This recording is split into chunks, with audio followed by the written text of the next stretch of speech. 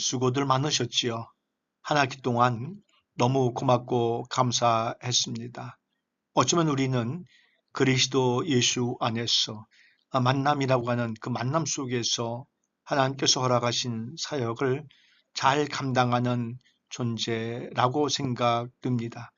그런 가운데 우리 원우님들을 호소라는 그런 테두리 안에서 만나뵐 수 있어서 개인적으로는 사실 너무나도 고맙고 정말 감사합니다. 한 학기 동안 쉼없이 또 빠짐없이 늘 사랑해 주셔서 진심으로 감사합니다.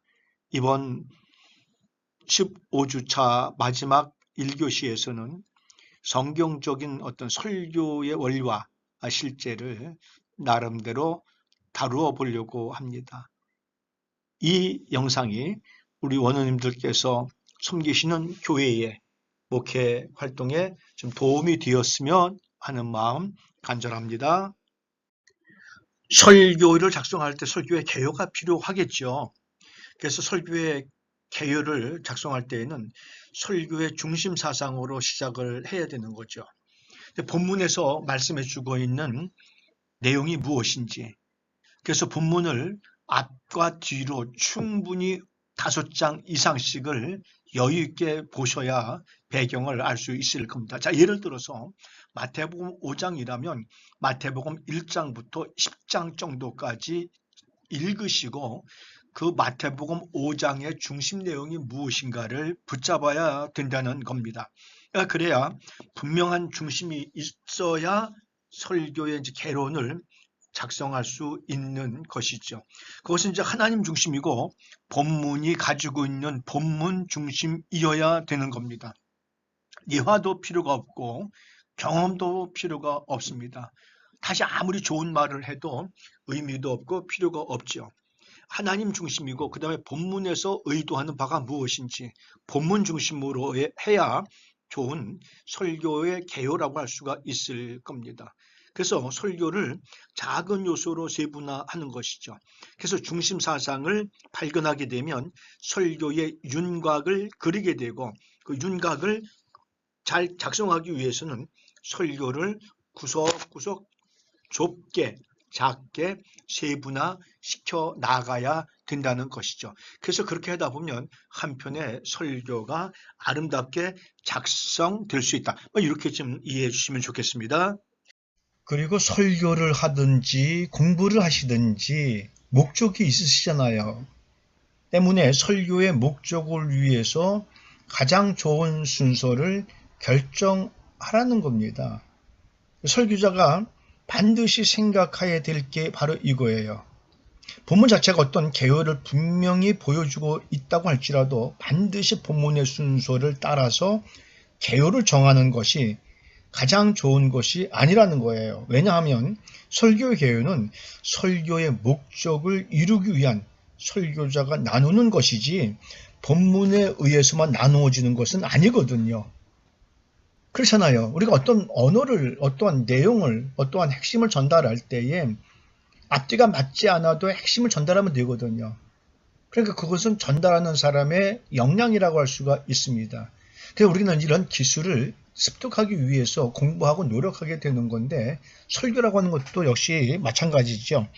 본문에서 알려주고 있지만 그 본문의 개요가 설교의 목적을 이루기 위한 그런 것이 아니고 우리가 생각해야 될 것은 설교자가 나누는 것인지 아니면 본문에 의해서만 나누어지는 것이 아니라는 거예요. 그러니까 설교자가 그것을 충분히 단돌이라고 하나요? 분석해가지고 순서를 나열할 수 있다는 거예요. 그래서 설교의 목적이라고 하는 것은 뭐예요? 내가 왜 이 설교를 해야 되지? 오늘 이 설교가 왜 필요하지? 라고 하는 거에 대한 대답이라는 것이죠.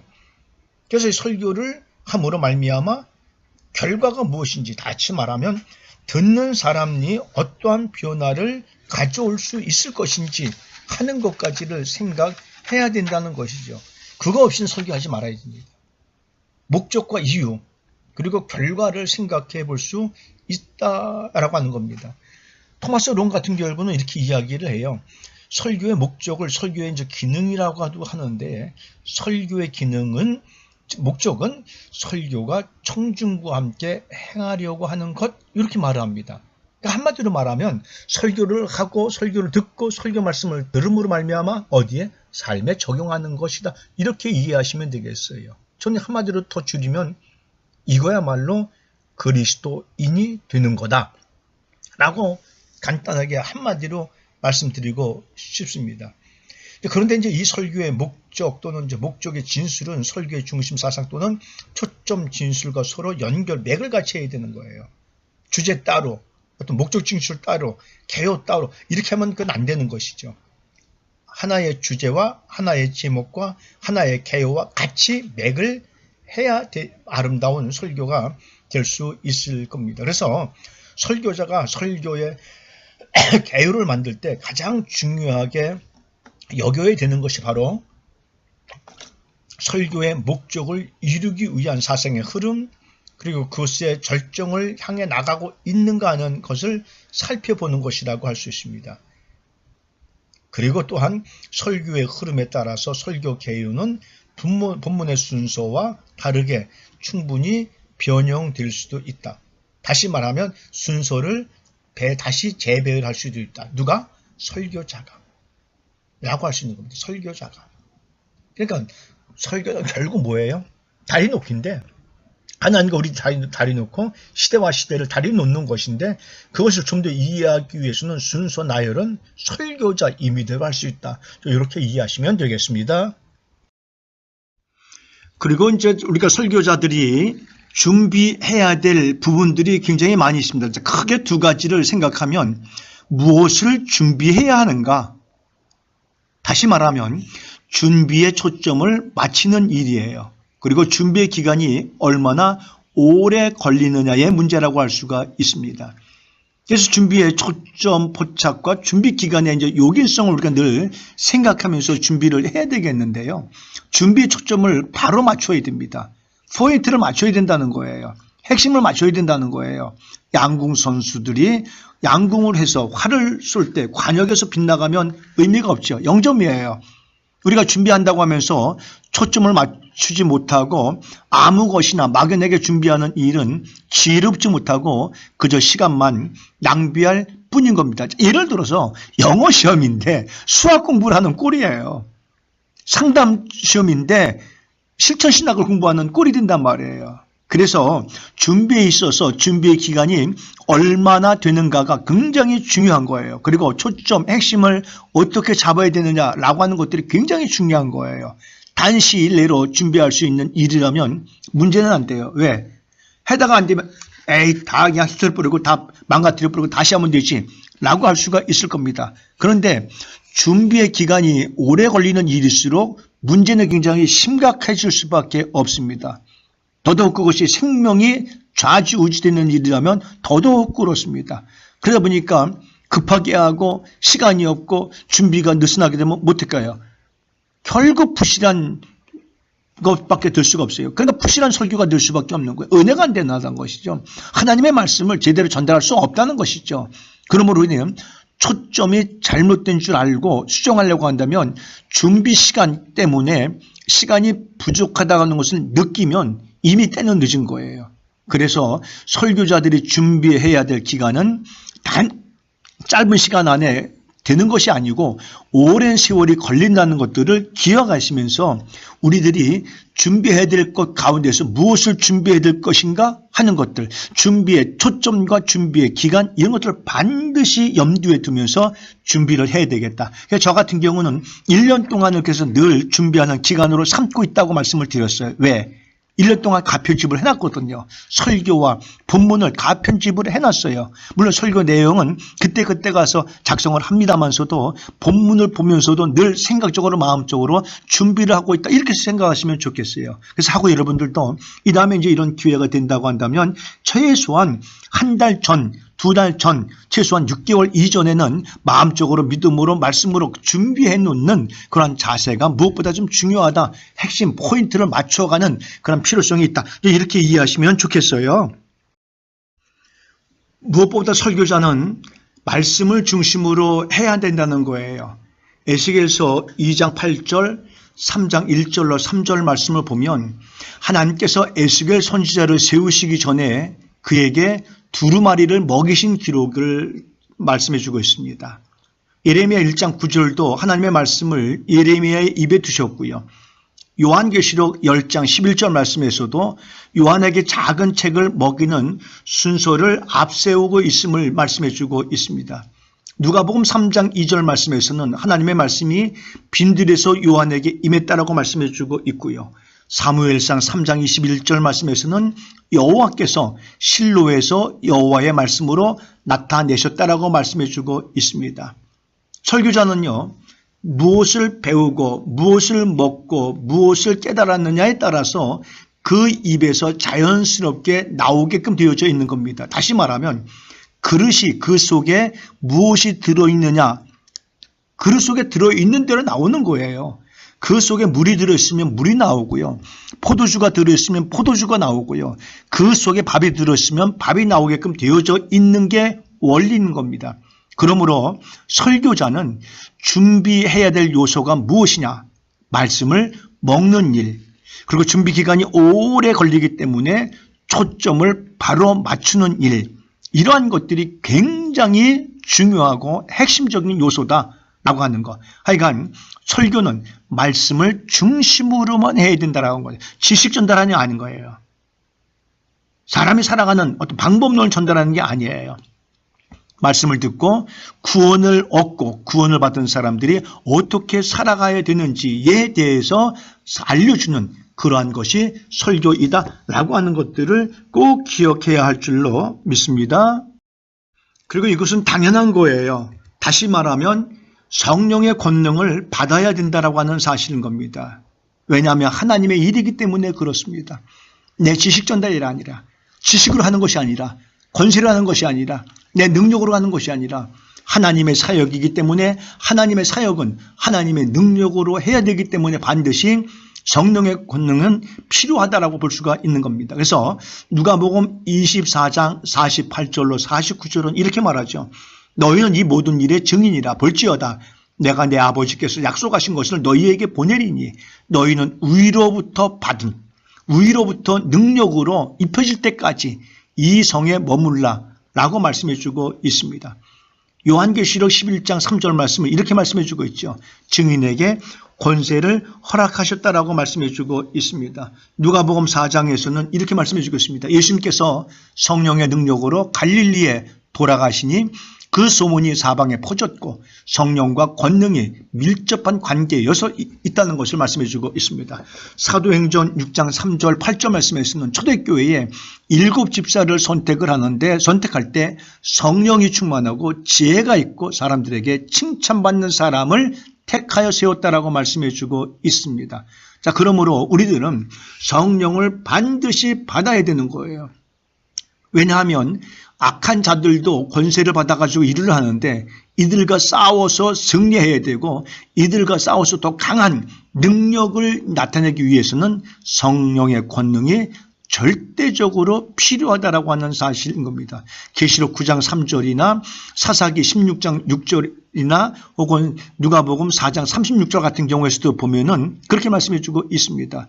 그래서 우리에게 예수 그리스도께서 권세와 능력으로 명함에 더러운 귀신들이 나간 것처럼 우리들도 하나님의 능력으로 성령의 능력으로 물리치고 승리해야 된다는 것들을 기억할 수가 있습니다. 반드시 기억해야 될 것은 설교의 어떤 초점을 정확히 맞추고 준비 기간과 성령의 권능을 힘입어서 잘 감당할 수 있는 그러한 은혜가, 그러한 능력이, 그러한 기술이 필요하다. 나 의지하지 말고 하나님 의지해서 꼭 승리해야 되는 것이 설교자들이 해야 할 일들이다 하는 것들을 반드시 기억해 주시기 바랍니다. 그리고 설교의 다양한 형식인데 다시 말하면 설교의 유형 막 그래도 될 것 같습니다. 내가 설교를 함에 있어서 어떤 설교를 할 건가? 제목 설교인가? 주제 설교인가? 대지 설교인가? 강해 설교인가? 절규 설교인가? 아마 이런 것들을 말할 수 있을 겁니다. 대지 설교 그러면 설교자가 설교의 주제에서 혹은 본문에서 얻은 착상을 주안점으로 정리해서 자신의 시각과 자신의 언어로 대지를 3개 내지 4개 정도 열구해서 취하는 형태라고 할 수 있을 겁니다. 대한민국은 보통 한 3개 정도 하죠. 첫째로 뭐뭐뭐뭐, 둘째로 뭐뭐뭐뭐, 셋째로 뭐뭐뭐, 결론적으로 보통 요 정도 나가지요. 물론 조금 더 디테일하게 구분하면 4개 정도도 뺄 수 있을 겁니다. 뭐 그 이상도 뺄 수 있을 거고요. 하여간 1대지, 2대지, 3대지 이것이 다 대지설교라고 한다. 이렇게 이해하시면 되겠습니다. 그러니까 1대지. 아마 대부분 대한민국의 목사님들은 첫째로 이렇게 나가실 거예요. 학원님도 그렇죠? 그렇게 나갈 거예요. 이것에 대한 작성법, 서론, 본론, 결론 이렇게 쓸 수가 있겠죠. 자, 서론 부분에서는 본문에 접근하는 그리고 회중들, 성도들로 하여금 어떻게 경청을 잘 할 수 있을까? 그리고 내가 정한 제목이 어떻게 딱 성도들의 눈과 귀에 흡수하고 정지할 수 있을까? 이런 것들을 고민해 볼 필요가 있습니다. 그런데 본론은 설교의 주안점이죠. 봉독한 본문에서 나오도록 해야 됩니다. 철저하게. 다른 얘기하지 말고 엉뚱한 얘기하지 말고 꼭 본문 얘기만. 예화를 들더라도 너무 길게 하면 안 돼요. 왜요? 성경 이야기만 해도 시간이 없을 정도인데 그렇잖아요. 성경 이야기만 해도 시간이 없을 정도인데 세상에 그거를 세상 이야기 어떤 간증으로 많이 흡수한다면 정말 들어야 될 하나님의 말씀을 못 듣는단 말이죠. 그래서 그 본론 부분에서도 봉독한 본문에서 내용들이 충분히 나올 수 있도록 해야 되고 특별히 그 안에서 구속사적인 내용이 반드시 포함되어져야 된다. 이렇게 이해를 해주셨으면 좋겠고요. 그 다음에 결론 부분은 결단을 촉구하는 겁니다. 그러니까 서론 쓰고 본론에 쓰면 1대지, 2대지, 3대지 나왔을 거 아니에요. 그래서 결론에 가서 그러므로 우리는 이렇게 했으면 좋겠습니다. 라고 하는 결단을 촉구하는 부분이 결론이다. 라고 보시면 되겠습니다. 그래서 이러한 결론들을 우리들이 잘 기록함으로 성도들로 하여금 삶 속에 적용시킬 수 있도록 해주는 것, 이것이라고 할 수 있을 겁니다. 그리고 설교의 서론이라고 할 수 있습니다. 서론은 굉장히 중요한 부분이라고 할 수 있습니다. 어떻게 보면 그날 설교의 승패를 가늠하는 시간이 서론이다 라고 볼 수가 있습니다. 그래서 회중, 소위 성도님들이죠. 예배에 나오신 그러한 분들을 한꺼번에 이렇게 싹 몰입시키기 위해서 그 서론을 잘 준비를 해야 되는 겁니다. 그래서 서론의 목적은 한마디로 말하면 이 설교 안으로 쭉 몰입될 수 있도록 빠져들 수 있도록 해줘야 되는 것이죠. 그래서 성도들의 필요를 충족시켜주고 원하는 것들을 충족시켜줄 필요가 있습니다. 듣고 싶도록 유도해야 된다는 것이죠. 오늘 귀도 한마쯤 들어봐야 되겠는데 그래서 마음가짐을 새롭게 하고 또 몸가짐을 새롭게 하고 그 예배에 참여할 수 있도록 예배의 방관자가 아니라 구경꾼이 아니라 예배에 참여할 수 있도록 해가는 것은 무엇보다 중요한 요소라고 할 수 있을 겁니다. 그러므로 설교의 주제나 중심사상 그리고 본론을 약간 소개하는 쪽으로 서론을 잡으시면 아주 훌륭한 설교라고 할 수 있을 겁니다. 대신 서론이 너무 길면 안 됩니다. 예를 들어서 3분 이상 지나가 버리면 지루함을 느끼게 될 수밖에 없고 본문 설교를 이제 시간을 빼앗기는 그러한 결과를 가져오기 때문에 서론은 너무 길지 않게 3분 이내로 그러면서도 핵심이 다 거기에 쏟아질 수 있는 녹아낼 수 있는 그러한 능력이 필요하다라고 볼 수가 있을 겁니다. 우리들이 설교자를 통해서 하나님의 말씀 설교를 들을 때 이게 참 좋은 설교다. 은혜가 됐다. 이제 이런 말씀들을 하시는 것처럼 좋은 서론의 필수 조건이 몇 가지가 있습니다. 첫째는요. 간결해야 됩니다. 가능한 짧게 구성하라는 겁니다. 너무 길게 말하면 그 말을 듣는 순간 다 잊어버려요. 그러니까 핵심만 이야기를 하고 바로 본론으로 들어갈 수 있도록 안내자의 역할을 감당해야 된다라는 겁니다. 그러려면 뭐 해야 되죠? 짧게 해야 되는 거예요. 그래서 대부분 설교학자들은 설교의 어떤 서론의 구성을 이렇게 시간을 제한해 주고 있습니다. 유명한 설교학자 그레디 데이비스는 설교의 서론은 대체로 1분 내지 2분의 길이가 적당하다. 이제 이렇게 이야기를 했고요. 휘셀은 설교 시간의 5% 내지 15%가 적당하다. 그럼 얼마 정도예요? 예를 들어서 설교 시간이 20분이다. 그러면 5%면 1분 정도의 시간을 서론에 할애하라는 겁니다. 그러니까 많은 시간이 아니에요. 15분 하더라도 1분 30초가 되겠죠. 10% 하더라도 2분 이내로 그것을 끝내야 된다라고 하는 것을 이야기를 해주고 있습니다. 근데 우리가 이제 우리나라 사람들은 정서상 그리고 우리가 이제 말을 하거나 말을 듣는 그러한 정서상 1분, 2분 내지는 아마 쉽지 않을 겁니다. 그래서 저 같은 경우는 2분 내지 3분, 조금 길면 3분 내지 한 4분 정도를 할애하면 좋지 않겠느냐 하는 그런 생각을 해봅니다. 그리고 적절해야 돼요. 다시 말하면 본문하고 매칭이 될 수 있도록 해야 됩니다. 본문은 창세기를 읽어놨는데 요한계시록 하면 되겠어요? 창세기 본문을 읽어놨으면 그 본문 속에서 충실할 수 있도록 해야 된다는 겁니다. 자, 예를 들어서 창세기 1장 26절, 27절, 28절을 읽어놨다. 하나님의 형상이다. 말을 한다고 한다면 여러분 우리는 하나님의 형상입니다. 우리가 생긴 것은 다 다르게 생겼지만서도 하나님께서는 우리를 하나님을 따라 우리의 형상대로 사람을 만들자라고 하셨기 때문에 하나님의 형상입니다. 그럼 우리가 하나님의 형상이 무엇인지 본문 말씀을 기억하면서 은혜 받기를 원합니다. 이렇게 할 수 있잖아요. 간단하잖아요. 짧잖아요.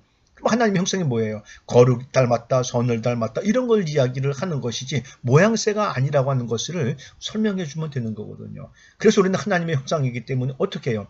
그 형상을 본질을 잃어버렸잖아요. 뭘로 인해서? 죄로 인해서. 그래서 그것을 회복해야 된다라고 이야기를 해주고 있는 것이죠. 그래서 회복하지 말으려면 3장에서 죄론을 이야기하고 신약성경에서 예수 그리스도를 소환시켜야 되겠죠. 그래서 예수 그리스도를 통해서 우리가 회복되어지는 은혜를 누릴 수 있게 되어지는 것이죠. 그리고 적절해야 돼요. 자, 몸에 잘 맞는 옷이 있어요. 근데 남의 옷이 좋다고 그 옷을 내가 갖다 입으면 그게 맞겠냐 이거지. 안 맞죠. 목사님들이 세미나를 참 많이 다니거든요. 저는 반신반의합니다. 왜냐하면 그 세미나 프로그램은 그 교회에서 만들어서 그 교회에서 적용을 했더니 맞았다는 이야기예요. 그것을 우리 교회로 가져오려면 맞는 것도 있지만 맞지 않는 것도 있어요. 다시 말하면 목사님들이 세미나에 참석해서 그 세미나를 충분히 이해하고 우리 교회 환경을 충분히 이해하고 교회 성도들의 어떤 수준을 충분히 이해하고 내가 소화시켜가지고 그것을 이해한 대로 가르칠 수 있다면 세미나 참석할 가치가 있어요. 근데 그것을 그대로 가져와서 한다면 도저히 맞지 않습니다. 서울의 프로그램을 저기 어촌에 저기 농촌에 가서 그 프로그램 한다고 그게 되겠어요? 안 되거든요. 할 수가 없어요. 그게 적절해야 되는 거예요. 그래서 설교의 서론이 이 설교에서도 쓰이고 설교에서도 쓰인다면 그것은 결국 좋은 서론이 아니죠. 오늘 서론은 이 설교에만 사용할 수 있어야 돼요. 그래서 그레디 데이비스는 만일 그 서론을 그 설교가 아닌 다른 설교에도 쓸 수 있는 것이라면 그것은 그 설교의 좋은 서론이 못 된다. 이렇게 지적을 해주고 있습니다. 그래서 모든 서론은 고유한 특징이 있어야 하는 거예요. 왜요? 그 본문을 이야기하기 때문에 바로 그 설교의 중심 사상을 지향하는 개념이 그 속에 들어있어야 된다는 것이죠. 다시 말해서 서론은 반드시 그 설교에 적절해야 되는데 본문을 뒷받침해 줄 수 있는 그러한 서론이어야 된다라고 할 수가 있습니다. 그리고 이제 겸허성이에요. 본문에서 줄 수 있는 것 이상의 것은 금지하고 지나친 약속은 금지하는 것이 올바릅니다. 본문에서 줄 수 있는 것 이상의 약속을 해서는 안 되죠. 즉 좋은 서론은 겸허한 특징을 가지고 있다는 거예요. 우리가 겸손하면 남을 나보다 낮게 여기는 그런 마음과 행동을 겸손하다라고 이야기하는 것처럼 그 본문이 다룰 수 있는 것은 그 본문만 다뤄야 되는 것이지 다른 본문까지 터치되거나 다루면 안 된다라고 하는 사실인 겁니다. 마태가 다룬 것을 베드로가 바울이 다룬다고 해서 거기서 막 소환시켜가지고 한다고 한다면 그것은 맞지 않는 거거든요.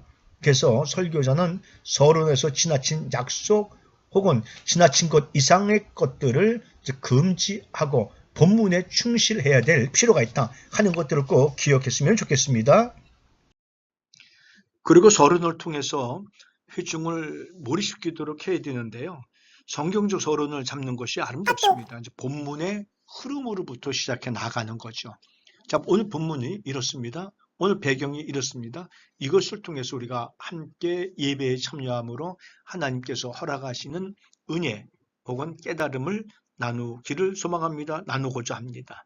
그래서 때로는 삶의 이야기로 해서 이렇게 몰입을 하게 하든지 여기 지금부터 시작한다라고 하는 사실들을 말할 수 있는 것이죠. 자, 예를 들어서 우리가 감사절기를 설교한다.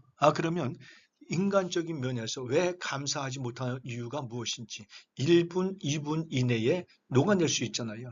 설명할 수 있잖아요. 이야기할 수 있잖아요. 그렇게 해놓고 바로 본문으로 돌아가서 본문을 요렇게 세분화시키는 그러한 기술이 무엇보다 필요하죠. 그래서 개인적인 경험이라든지 경구의 사용이라든지 뉴스의 활용 혹은 질문을 통한 문제 제시 등 이런 것들을 서론에 넣으면 아름답지 않을까 하는 생각을 해봅니다. 서론의 한 방법론이라고 할 수가 있겠는데요. 관심을 집중시키는 자료 부분, 성서 본문의 자료와 연관시키는 부분, 그리고 관련 짓는 부분이라고 할 수가 있을 겁니다. 한번 하나하나 보죠. 자, 관심을 집중시키는 부분에서는 회중에 관심을 끄는 가장 좋은 방법은 흥미있는 자료를 다양하게 사용하는 겁니다. 흥미있는 자료를 다양하게 사용해 줄 필요가 있는 겁니다. 자, 자료 여러 가지 있죠. 시초각일 수도 있고 눈짓일 수도 있고 표정일 수도 있고 손짓일 수도 있습니다. 그리고 잠시의 침묵일 수도 있습니다. 종종 써먹는 거예요. 이런 식으로. 그러면 고개를 숙이고 있던 성도들은 막 쳐다봐요. 무슨 일이 있나 싶어가지고. 그럴 때 사랑하는 성도 여러분, 오늘 어버이 주일입니다. 어머님의 가슴에 카네이션 달아드릴 때의 그 기쁨 심정들 이해해 보셨나요? 하면 몰입이 될 수가 있겠죠.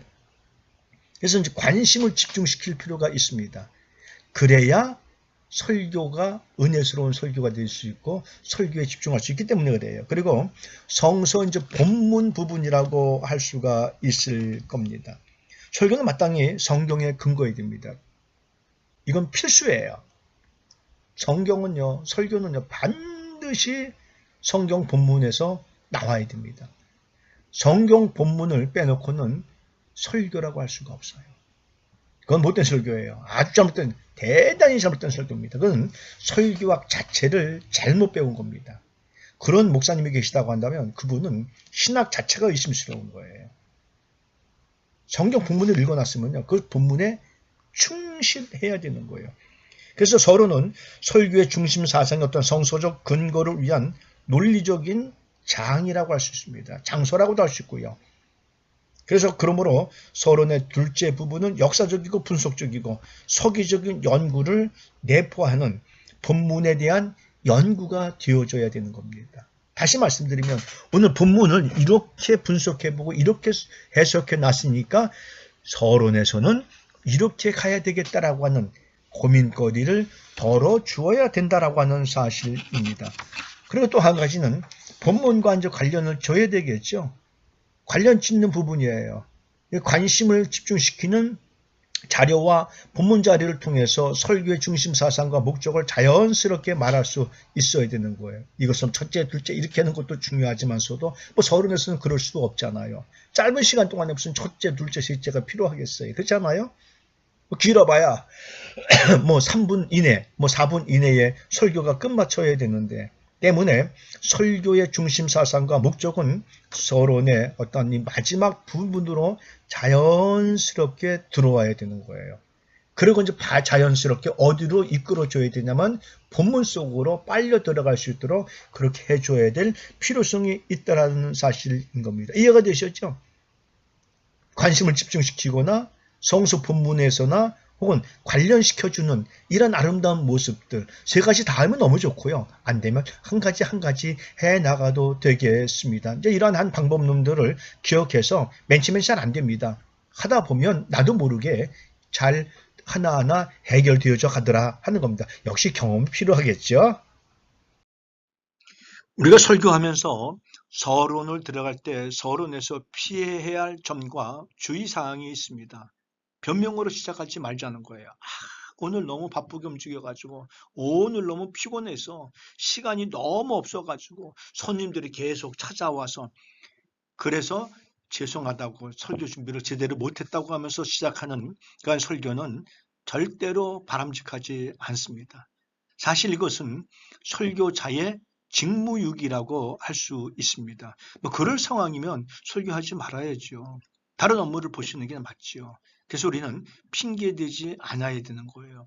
아울러 회중을 웃기기 위한 것도 안 되는 겁니다. 너무 지나치게 흥미 위주로 중간중간에 위트, 유머 한 번 정도는 될 수 있겠죠. 그러나 그것도 예화의 일대 가능하다는 것이죠. 엄중하게 엄숙하게 예배를 드리는데 깔깔대고 웃다가 보면 그 분위기가 흐트러지는 경우들이 굉장히 많이 있죠. 차라리 회중을 웃기기 위한 것이라면 코미디언 모셔놓고 극장을 여는 게 훨씬 나을 수도 있습니다. 그러므로 설교와 예배의 가치가 훼손되지 않도록 신경을 써주는 것이 맞다고 생각이 되고요. 확신에 찬 어조로 시작을 하는 겁니다. 자신감 있는 거예요. 발음 정확하게 하고. 그래서 확신에 찬 어조로 할 때에 성도들은 그 설교에 몰입할 수밖에 없죠. 아울러 회중을 바라보면서 하는 거죠. 너무 원고에 얽매이지 말라는 거죠. 원고에 얽매이지 않기 위해서는 우리가 설교하시는 분들에게 부탁드리는 것은 본문은 10번 이상 읽어야 됩니다. 본문은. 주 텍스트이기 때문에.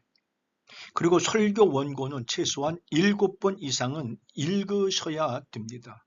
그리고 언더라인 치고 또 빠진 거 있나 없나 또 돌아보고 확인해보고 해서 그렇게 준비를 착실하게 해 나가는 것이 바람직합니다. 그래야 회중들하고 성도들하고 눈과 눈을 마주치면서 고개를 끄덕하면서 그래야 아멘 나오고 그래야 은혜가 될 수가 있는 거죠. 너무 원고에 치우치지 않도록 이거는 정말 준비를 잘 해주셔야 됩니다. 거의 다 외울 정도로 노력을 해줘야 된다 하는 것들을 잊지 않으셨으면 좋은 설교가 되겠습니다.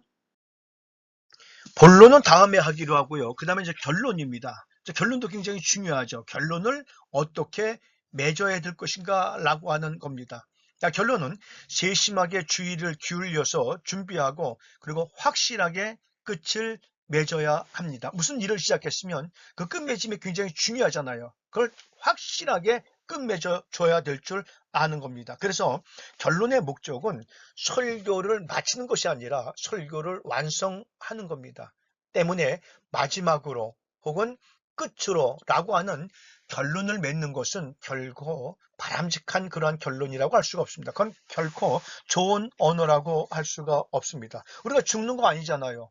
끝나는 거 아니잖아요. 그러니까 그것은 그 설교를 했으면 우리가 설교를 완성한다는 건 뭐예요? 이제는 그걸 다 맞췄으니까 조합을 맞췄으니까 그대로 살아가야 된다는 것이지 그걸로 다 끝나버린 그런 의미가 아니라는 거거든요. 그렇다고 한다면 마지막이다 끝이라는 것은 오늘 설교가 이것으로 다 모든 것이 막장을 내렸다 이런 의미를 가지고 있는 것이기 때문에 설교는 그게 아니거든요. 그래서 끝으로 마지막으로 이런 어조는 결코 바람직한 것이 아니라는 거예요. 설교를 완성한다는 거예요. 완성한다는 것은 다 이루어 놨으니까 이제는 뭐예요? 자, 식사를 다 만들어 놨어요. 완벽하게 준비를 해놨어요. 뭐를 하셔야 되겠죠? 먹어야 되겠죠. 자, 집을 건축을 했어요. 집을 완벽하게 다 완공을 해놨어요. 어떻게 해야 되겠죠? 입주해야 되겠죠. 마찬가지예요. 음식을 만들어 놨으면 먹어야 되는 거고 집은 완공을 했으면 입주를 해야 되는 거예요. 그러면 설교는 완성이 됐으면 그 설교에 대해서 어떻게 해야 되느냐? 내가 살아가야 된다는 것이죠. 그 말씀대로 순종하며 살아가야 될 필요성이 있다라는 겁니다. 그래서 설교는 마지막이나 끝이 아니고 또 새로운 시작이다. 이제 이렇게 이해를 하시면 좋겠고요. 설교의 절정을 경험하는 거예요. 어디에서? 결론에서. 그래서 사랑하는 성도 여러분, 오늘 메시지를 통해서 하나님께서 우리에게 주신 것이 이겁니다. 이 말씀대로 순종하며 살아가야 될 겁니다. 클라이막스를 해줘야 되는 거예요. 그래서 설교가 완성이 되는 것이죠. 완성이 된 설교는 어떻게 되는 거죠? 그래서 우리가 그런 말씀대로 순종하며 살아가야 될 그런 필요성을 누릴 수 있고 느낄 수 있게 되어지는 것입니다. 그러므로 설교의 절정을 내가 경험해야 되고 설교자가 경험하고 설교를 듣는 사람들이 경험할 수 있도록 해 주어야 되는 거. 절정 클라이막스를 누릴 필요가 있다라고 하는 겁니다. 그 다음에 설교의 목적을 함께 하도록 하는 거예요. 설교의 목적은 뭐죠? 설교의 목적은 우리의 삶 속에서 적용해 가는 것이라고 분명히 말씀을 드릴 수 있습니다. 그래서 마태복음 28장 19절이죠. 너희는 가서 모든 족속으로 모든 민족으로 제자를 삼아 아버지와 아들과 성령의 이름으로 세례를 주고 내가 너희에게 가르쳐 분부한 모든 것을 지키게 하라 라고 말씀해 주고 있습니다. 이 지키게 하는 것, 여기까지가 설교의 목적이다라고 이해를 해 주셔야 될 줄로 압니다. 그러니까 오늘 설교자들이 거룩한 부담은 뭐냐면 내가 설교한 대로 그 말씀대로 순종하며 살아가야 된다는 거예요. 참 이게 어려워요, 사실은요. 이게 굉장히 어렵습니다. 이것을 어떻게 해야 될 것이냐라고 하는 겁니다. 말로만 잘하는 예수쟁이가 아니라 말과 행동이 일치가 되는 그러한 예수 믿는 그리스도인이 되어야 될 거 아니겠어요? 그럼 설교자도 역시 마찬가지예요. 예외가 아니잖아요. 설교자도 회중이나 똑같은 죄인은 마찬가지란 말이에요. 그렇다고 한다면 하나님께서 세우신 사역자임을 긍지를 가지고 자랑스럽게 여기면서 내가 분석하고 연구하고 서기한 그리고 추석한 그러한 말씀들을 기억하면서 어떻게 하면 이 말씀을 좀 더 상세하고 자세하게 적용시킬 수 있도록 해줘야 될 것인가. 그렇게 되려면 뭐를 해야 되겠죠? 본을 보여야 돼요. 자, 예수님께서 제자들에게 세족식을 알려주셨어요. 본을 보이신 거예요. 그리고 뭐라고 말씀하시냐면 내가 너희에게 행한 것처럼 행한 것 같이 너희도 가서 그와 같이 하라. 이렇게 말씀을 해주고 있습니다. 자, 이런 것들을 기억한다고 한다면 우리들도 역시 마찬가지로 예수님께서 본을 보여주신 것처럼 우리가 하나님의 말씀 설교에 한 것에 대해서 본을 보이고 그 본대로 배운 대로 깨달은 대로 느낀 대로 은혜 받은 대로 내가 살아가야 된다 하는 것들을 반드시 기억을 해야 되겠다 하는 것들을 우리가 생각했으면 좋겠습니다. 이거는 늘 강조해도 지나침이 없습니다. 늘 24시간 강조해도 괜찮아요. 설교 시간마다 강조해야 되는 겁니다. 그래야 우리가 그리스도의 제자가 될 수 있습니다. 자, 사랑하는 학우 여러분, 이 질문을 담고 살아가시기 바랍니다. 그리스도의 제자입니까? 누구에게 물어보는 거죠? 나에게 질문해 보는 겁니다. 그리스도의 제자입니까? 누가? 내가. 당신은 그리스도의 제자입니까? 라고 하는 거 늘 질문을 하면서 여기에 대답을 할 줄 아는 대답을 할 수 있는 그러한 그리스도인이 되어야 할 줄로 압니다. 자, 그렇다고 한다면 좋은 설교의 결론의 특징이 뭐냐? 5가지로 한번 생각을 해보았습니다. 첫째, 자연스럽고 적절한 연결이 되어야 합니다. 뭐와요? 서론과 본문과 연결이 되어지는 결론이 좋은 결론이라고 할 수가 있습니다. 생뚱맞게 서론과 본문에서는 천국을 이야기를 했는데 결론에 가서는 종말을 이야기하면 안 되겠죠. 그럼 결론에 가서는 그럼 천국을 누리면서 우리가 어떻게 살아가야 될 것인가 이거를 이야기를 해야 적절한 요소로 발맞출 수 있게 되는 것이죠. 그래서 자연스럽고 적절하게 매끄럽게 연결이 가능할 수 있도록 해 주어야 되는 겁니다. 두 번째는요, 개인적인 적용이 가능한 것이어야 되는 거예요. 우리 교회가 전체가 이렇게 합시다. 물론 그것도 될 수 있죠. 그런데 그러면서도 개인적으로 적용이 가능한 그러한 메시지가 선포되어야 되는 것을 우리는 기억했으면 좋겠습니다. 때문에 설교 말씀을 통해서 개인적인 삶 속에서 신앙생활하는 데 있어서 도움이 될 수 있도록 오늘 그 들은 말씀, 그 설교 말씀을 통해서 도움이 될 수 있도록 해야 되는 것이다 하는 것들도 우리가 반드시 기억을 하셔야 되는 겁니다. 그리고 뿐만이 아니라 설교의 어떠한 결정을 이루어야 되는 거예요. 아까도 말씀드린 대로 이 설교의 완성 부분에 있어서는 모든 것이 끝난 거잖아요. 자, 끝났으면 옛날 같으면 집을 건축을 완성을 했으면 상랑식을 하고 입주식을 하는 거잖아요. 마찬가지예요. 그러면 설교의 완성은 뭐냐 하면 결정을 이루는 데 있어서 그 쾌감을 느낄 수 있어야 돼요. 그걸 누려야 되는 거거든요. 아, 하나님께서 우리들을 이렇게 사랑하시고 우리들을 이렇게 축복하셨구나 라고 하는 것들을 우리들이 누릴 수 있어야 되겠다라고 하는 사실인 겁니다. 자, 뿐만이 아니라 간결하고 요점을 찔릴 수 있는 것이어야 되는 겁니다. 결론에서 그렇게 말씀해 주고 있는 거예요. 그래서 결론이 뭐냐? 모든 대지설교면 대지설교, 강해설교면 강해설교, 그 모든 것들을 함축적으로 마치 서론을 만들어 가듯이 결론도 역시 마찬가지로 너무 길게 하지 않고 3, 4분 정도로 결론을 쭉 압축시켜야 되는데 본론을 짜고 짜서 정말 주옥 같은 것만 딱 떠서 성도들 입에 넣어주는 그러한 결론이어야 좋은 결론이라고 할 수가 있을 겁니다. 그러니까 본론을 들었다가 좀 놓쳤다 할지라도 결론을 통해서 다시 새롭게 들으면 되거든요.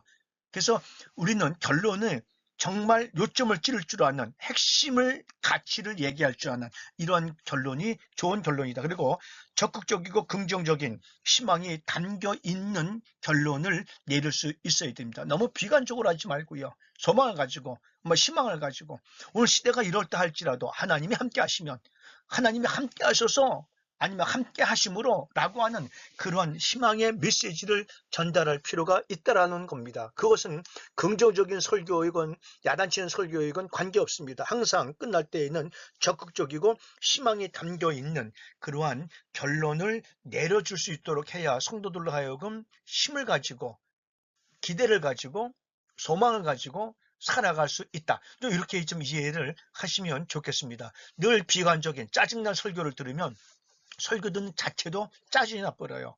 그러니까 반대로 희망이 있고 소망이 있고 웃음이 넘치는 그런 설교를 들으면 늘 내 속에 뭔가 모르게 될 것 같은데 라고 하는 그런 기대가 있단 말이죠. 이런 것들을 기억하면서 늘 적극적이고 긍정적인 희망이 담긴 설교여야 된다. 결론이어야 된다. 서론처럼 결론도 그런 의미에서 굉장히 중요하다라고 생각해 볼 수가 있습니다. 결론의 다양한 형식 가운데에서도 가장 바람직한 것들 몇 가지를 추려봤는데요. 첫째는요, 설교의 중심 내용을 요약한다. 이렇게 해놨습니다. 그러니까 그 설교를 압축하고 진행만 빼서 전달하는 것이다. 이렇게 이해하시면 되겠죠. 어떤 의미에서 제가 사용하는 방법입니다. 저는 다른 군말 안 하거든요. 설교 그 핵심 내용에서만 뽑아서 그것을 하고 있습니다. 그래서 가장 좋은 방법은 결국은 다른 거 하면 이상하니까 설교를 한 가운데 그 핵심 본문에서 핵심 내용, 중심 내용만을 가지고 요약하는 것, 이런 것들이 좋겠고요. 두 번째는 예화, 즉 이야기, 다른 어떤 좋은 권고되어지는 말, 권면할 수 있는 말, 이런 것들을 통해서도 사용할 수 있다고 할 수 있고요. 이런 것들은 같이 연구를 고민을 좀 많이 해봐야 되겠죠. 그리고 세 번째는 여러 가지 인용을 사용할 수가 있겠고요. 그다음 네 번째는 본문을 비롯한 성경 말씀을 다시 듣게 하는 것이라고도 했습니다. 그러니까 본문 이외에 다른 성경들까지도 인용한다. 이렇게 이해하시면 되겠는데 저 같은 경우는 설교의 중심 내용을 요약하는 것, 이게 가장 바람직하고 하자가 없는 그런 결론을 내리는 것이다. 이렇게 이해하시면 좋겠어요. 그리고 결론의 다양한 형식 가운데 다섯 번째는 질문을 통한 도전의 형식이라고 할 수가 있겠는데요. 설교의 결론을 적절한 하나의 질문 또는 일련의 질문을 통해서도 효과적으로 끝을 맺을 수 있다. 이렇게 보는 겁니다. 아울러 여섯 번째는 권유나 부름을 통한 초청을 하는 것 역시 결론의 효과적인 방법 중 하나라고 할 수가 있습니다.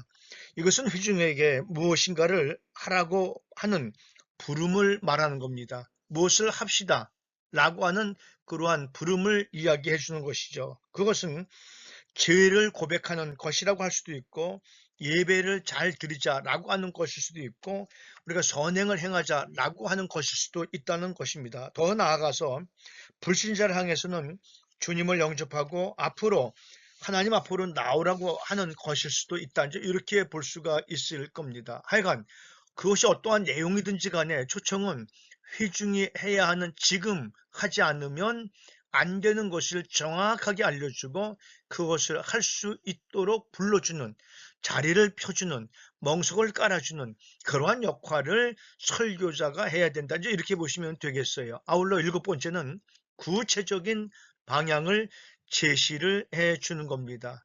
때때로 설교는 진리를 어떻게 실생활에 옮길 수 있는가에 대한 실제적이고 구체적인 지침을 제공함으로 결론을 맺을 수도 있습니다. 자, 그리스도인들이 월요일 아침에 세계에서 이제 어떻게 주일 설교 말씀을 가지고 살 것인가? 이제 월요일부터 이제 세상살이가 시작이 되잖아요. 그럼 우리가 어떻게 살아가야 될 것인가? 어떻게 적용을 해야 될 것인가? 라고 하는 거에 대한 답을 제공해 줄 수 있어야 되겠다는 것이죠. 이럴 때 설교는 회중의 삶 속으로 한 걸음 더 가까이 파고 들어갈 수 있게 해준다라고 하는 사실인 겁니다. 월요일이 됐습니다. 월요일이 되면서 하루 일과를 시작하면서 어제 우리 목사님이 하신 설교 말씀이 기억이 나는데, 생각이 나는데 하는 그러한 도전 의식이 필요하다라고 하는 사실인 겁니다. 반면에 월요일이 되었음에도 불구하고 어제 드린, 불과 몇 시간 전에 드린 예배 그 설교의 내용을 까맣게 잊어버렸다고 한다면 진정한 예배를 드렸다라고 말할 수도 없을 뿐만이 아니라 설교에 있어서도 제대로 된 설교라고 하기 쉽지 않은 겁니다. 그러므로 설교자가 이 결론에서 명쾌하게 무엇인가를 회중들로 하여금 잡고 갈 수 있도록, 그래서 월요일부터 또 다음 토요일까지 세상살이에서 승리할 수 있도록 무엇인가를 잡아줘야 된다라고 하는 겁니다. 여덟 번째는 이제 격려하는 그러한 형식이라고 할 수가 있는 건데요. 하나님의 예비하심과 보호하심을 회상시켜 주는 위로의 형식을 취할 수도 있는 겁니다. 오늘 같으면 굉장히 좀 위로가 필요하겠죠. 격려가 필요하고 지지가 필요하겠죠. 왜냐하면 내가 보는 잣대로 성도들을 판단하거나 평가하지 말고 하나님께서 보는 잣대를 가지고 그들을 위로해주고 격려해주고 지지해주는, 그래서 이해해주고 배려해주는 이러한 아름다운 교회, 신앙 공동체가 되어야 한다라고 할 수가 있을 겁니다. 이러한 방법들은 주로 이제 상담 혹은 치유 설교의 적절한 방법이라고 할 수가 있을 겁니다. 이런 가운데에서 설교자는 좀 매우 이제 긍정적이고 희망적인 말을 사용하고 소망이 있는 그러한 말을 함으로 말미암아 성도들을 할 수 있다, 하면 된다, 무엇인가가 그 설교를 들으면서 무엇인가가 되는 것 같은, 될 것 같은 그런 느낌을 줄 수 있도록 해줘야 되는 그러한 당위성을 말씀해주고 있다, 이렇게 보시면 되겠어요.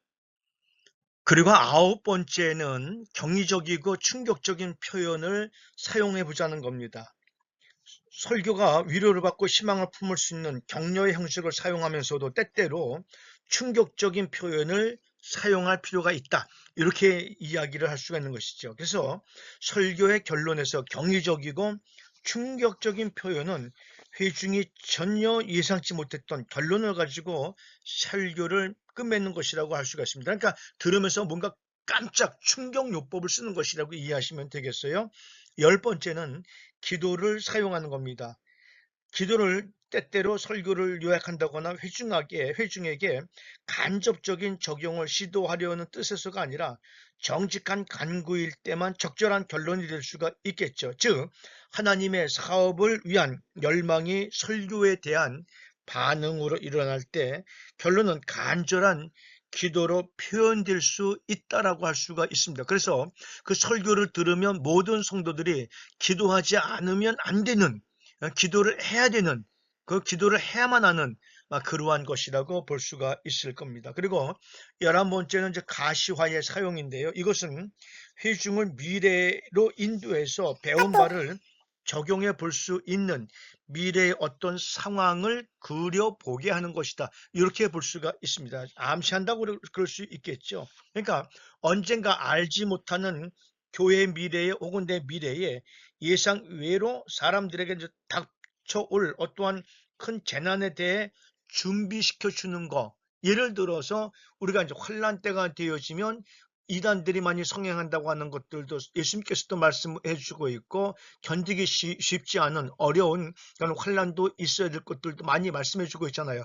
그렇기 위해서는 지금부터 우리가 신앙으로 믿음으로 튼튼하게 단단하게 다져 나가야 된다 하는 그러한 것이라고 보시면 되겠습니다. 원래 12번째는 귀납법적인 결론인데요. 이것은 결국 설교자가 결론을 내리기보다는 회중으로 하여금 결론을 내리게 하는 방법이라고 할 수가 있습니다. 자유스럽게 주는 거예요. 그래서 귀납법적 설교의 결론은 열린 결론이라고 할 수가 있는 거고요. 설교자가 홀로 결론을 내리는 것이 아니고 회중들, 즉 성도들로 하여금 각자 자기들이 결론을 내릴 수 있도록 열어놓는 겁니다. 그래서 어떤 사람은 가게에서, 어떤 사람은 가정에서, 어떤 사람은 직장에서 내가 하나님의 사람으로서, 내가 하나님의 성도로서 어떻게 해야 되는지 그런 것들을 스스로 깨닫게 해주는 방법이라고 말할 수가 있을 겁니다. 그리고 이제 결론의 한 방법론인데요. 결론도 서론과 마찬가지로 다음과 같이 이제 세 부분으로 나누어서 결론을 내릴 수가 있습니다. 첫째는 재구성이고요. 둘째는 적용 부분이고요.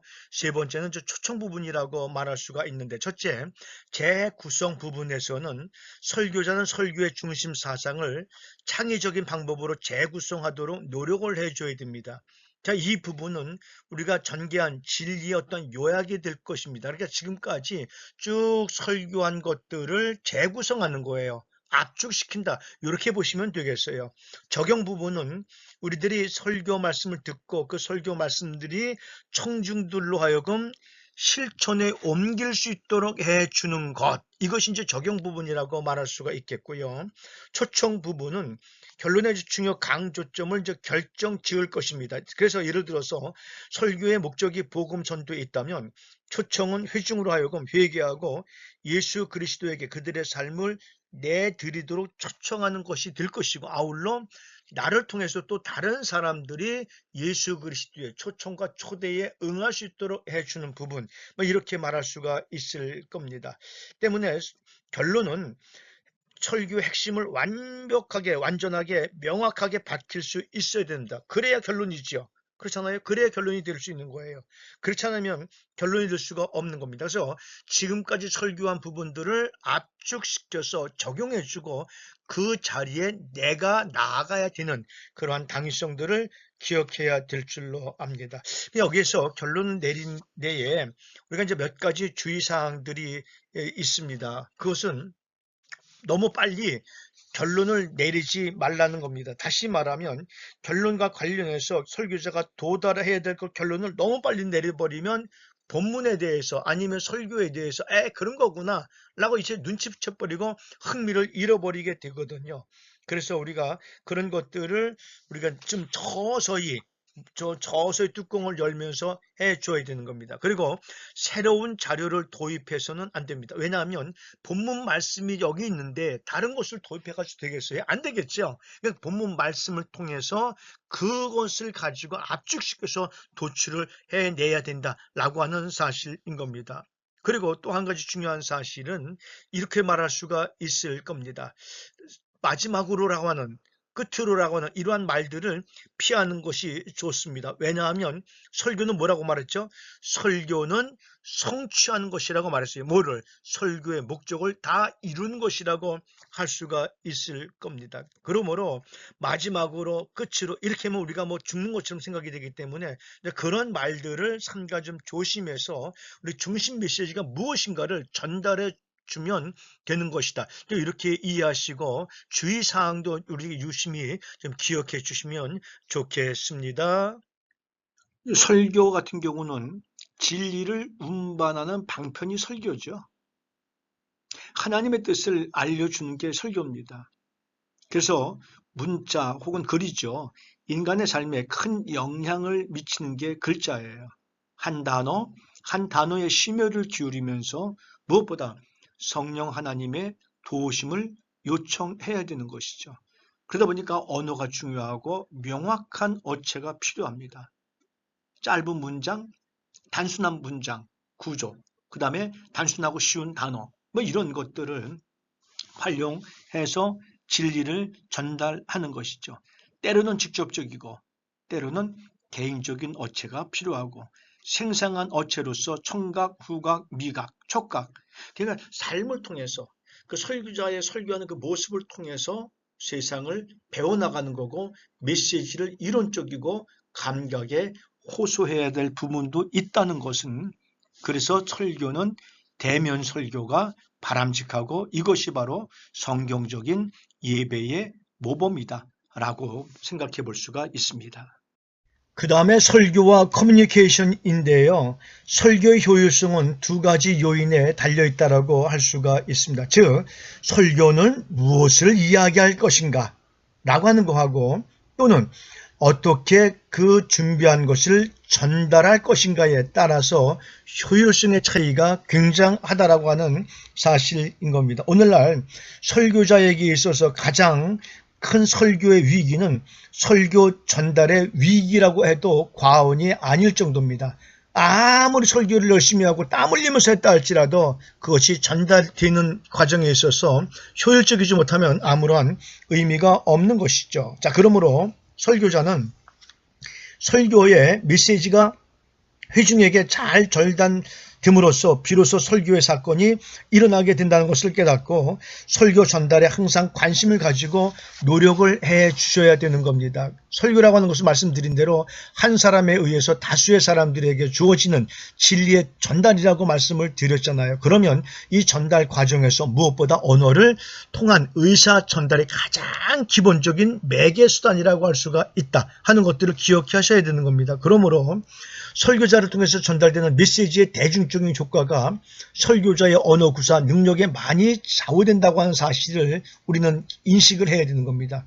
그리고 회중의 눈은 항상 그 설교의 목적이나 내용 이전에 감화력 있게 전달되어지는 언어의 기술에 1차적인 관심을 갖는다는 것이 사실로 여겨졌거든요. 자, 그러므로 설교자는 하나님의 말씀을 선포해서 이것을 성도들의 가슴 속에 정확히 심어주는 일에 도움이 되는 언어 기술을 습득하고 자원을 활용하는데 부지런히 해야 되는 겁니다. 그러니까 노력하고 공부하라는 것이죠. 자, 그러려면 설교자는 리듬 있는 어조의 사용, 자연스러운 목소리의 사용, 언어의 속도의 변화 혹은 유지, 정확한 발음, 말의 강조 이러한 것들에 관심을 가지고 훈련을 거듭해서 내 몸에 습득되고 그런 것들이 내 몸에 배어서 자동적으로 나올 수 있도록 해줘야 된다. 해줘야 될 필요성이 있다라고 하는 사실입니다. 꼭 기억하셔서 아름다운 좋은 설교의 대가가 될 수 있게 되기를 바랍니다. 뭐니 해도 설교자에게는 목소리가 굉장히 중요하죠. 그래서 목소리를 통한 설교의 전달 4가지인데 소리의 높낮이, 말의 강조, 그리고 속도, 그리고 때로는 멈춤, 침묵으로도 이야기를 하라는 거죠. 속도는 평균적으로 1분에 80단어를 말하면 됩니다. 그 정도면 우리가 TV에서 앵커 혹은 MC들, 아나운서들이 하는 그러한 속도라고 할 수가 있죠. 그리고 소리의 높낮이, 변하죠. 그 다음에 강조할 때, 클라이막스 할 때, 결론 내릴 때, 그러지 않습니까? 성도 여러분, 외칠 때, 이런 것들을 좀 조절이 필요하다라고 할 수가 있습니다. 근데 결론 부분은 잔잔한 부분이 좋습니다. 강조할 때 한 번 정도 강조하고 나머지는 잔잔하게 결론을 내주는 게 좋습니다. 왜냐하면 마무리하고 마음도 이렇게 차분할 수 있도록 해주는 것이 결론의 특징이라고 할 수 있습니다. 결국 하나님의 계시의 말씀은 쉽게 해석해서 성도들이 들을 수 있는 방법으로 전달하라는 겁니다. 우리 학우들께서 아시는 대로 소통의 방향성에서는 2가지잖아요. 하나는 언어적인 도구가 있고 하나는 비언어적인 도구가 있잖아요. 이 두 분야를 생각하면서 하라는 거예요. 그게 굉장히 어렵죠. 그러니까 말로만 하면 쉬운데 행동으로도 보여줘야 된다는 얘기예요. 그것이 제스처면 제스처, 표정이면 표정, 이런 것들로도 보여줘야 될 필요가 있다라고 하는 사실인 겁니다. 그래서 비언어적인 전달의 중요성을 본다면 사람은 말로 전달하는 것을 배우기 전에 훨씬 비언어적으로 의사소통을 해왔어요. 자, 젖먹이 어린아이들 어떻게 의사소통을 했죠? 오줌 싸고 응아하면 어떻게 하죠? 울어요. 그 자체가 전달이에요. 왜? 아직 말을 할 수 없으니까요. 이런 것들을 우리가 요소 있게 한번 생각을 해볼 필요가 있다는 사실인 겁니다.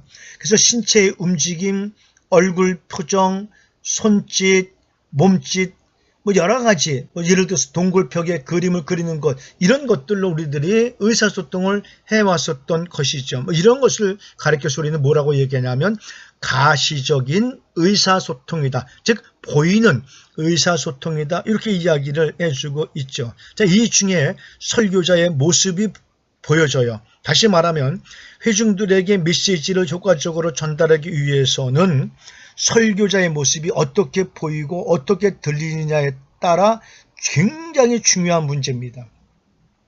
그래서 그 중에서도 설교자는 어떻게 들리느냐라고 보이는 것보다는 어떻게 보이느냐라고 하는 것이 더 중요하다는 거예요. 왜? 성도들은 듣는 것도 듣는 거지만 일단 눈으로 와닿는 게 보이는 거거든요. 자, 그래서 보이는 것 중에 복장과 태도입니다. 설교하시는 분들은요, 복장을 잘 하셔야 됩니다. 심지어 머리카락 하나 흩어지지 않도록 잘 정리해 놓을 필요가 있습니다. 특별히 넥타이 같은 경우 삐뚤어지지 않도록 해줘야 됩니다. 넥타이가 삐뚤어진 그런 설교자의 모습을 보면 어떻게 생각이 드시죠? 설교 시간 내내 그런 생각 안 들어요? 아유, 우리 목사님 저 누가 좀 코치 좀 해줬으면 좋겠는데. 그래서 은혜 못 받아요. 말씀 생각 안 나요. 오직 거기에 넥타이만 그 성령 하나님 좀 바로 좀 고쳐주시면 어떨까 할 정도로, 그 생각이 들 정도로 거기에 관심이 있지 설교에는 관심이 없다는 것이죠. 이렇게 된다면 안 되는 거예요. 그래서 복장과 태도에 대해서 우리가 굉장히 신경을 써야 됩니다. 그래서 외모 관심을 가져야 되겠죠. 가운을 입건 안 입건, 그리고 이제 옷차림이 있죠. 옷차림 이런 것들, 뭐 치마라든지 양말이라든지 훤히 보이거든요. 이런 것들에 우리가 좀 관심을 가져야 되는 겁니다. 이러한 것들이 또 어떤 성공적이면 성공적이다, 좋은 예배를 드릴 수 있는 환경이 마련되어졌다라고 할 수 있기 때문에 그렇습니다. 질서정연하게 잘 준비가 되어진 설교자를 보면 같이 내 마음가짐도, 예배를 드리는 회중들, 성도들도 마음가짐이 일사불란하게 조심스러울 수밖에 없고 움직일 수밖에 없다는 것들을 우리가 볼 수가 있는 거거든요. 그리고 이제 자세와 움직임입니다. 설교자가 설교를 하기 위해서 강단에 올라간 후에 회중의 주의를 집중시키기 위해 단위에 선 뒤는 몇 초 동안 기다리는 것이 중요합니다. 저는 그래요. 그래서 한번 주변을 싹 둘러봐요. 위에서 좌를 둘러보든지 좌에서 우를 한번 쭉 둘러보든지 중일 수 있으면 아래를 한번 쳐다보든지, 그게 한 2, 3초 되겠죠. 그러면서 예배를 자연스럽게 진행해 나가는 겁니다. 그리고 긴 호흡을 하면서 체중은 양발에 고루 가게 몸의 균형을 잡고 하는 게 좋습니다. 짝발 딛지 말고 힘줘서 차렷 자세 하는 것처럼 이렇게 정성스러운 예배를 드려야 될 겁니다. 그리고 사람들의 표정을 둘러보면서 그 다음에 명쾌하게 잘 준비된 첫 마디를 해 나아갈 필요가 있다라고 하는 겁니다. 그리고 이제 제스처인데요. 제스처는 설교에서 언어로 다 전달하지 못한 내용들을 나타낼 수 있는 행동이라고 보시면 되겠습니다. 그래서 제스처는 기본적으로 설교에 초반부터 사용될 필요는 없겠죠. 서론의 제스처가 필요한가요? 필요 없습니다. 중간쯤에 필요하겠죠. 빠뜨려 놓은 것을 제스처를 통해서 할 수 있는 겁니다. 그러니까 어느 정도 회중들이 설교에 몰입되었었을 때 그때부터 서서히 이제 제스처를 손짓, 발짓, 표정 이런 것들을 해야 될 필요가 있습니다. 그래서 어떤 제스처는 설교에서 전달하고자 하는 바로 그 내용과 일치가 되어야 되는 겁니다. 매칭이 돼야 돼요. 매칭 안 되면 아무런 의미가 없습니다. 그래서 예를 들어서 집게 손가락 같은 경우들 말씀의 위치를 가리킬 때와 보통의 강조점을 말할 때 사용한다는 것이죠. 주먹을 쥐는 거, 어떤 몸짓, 극적인 문제를 말하거나 크게 강조할 때 강한 어조와 함께 사용하는 것이죠.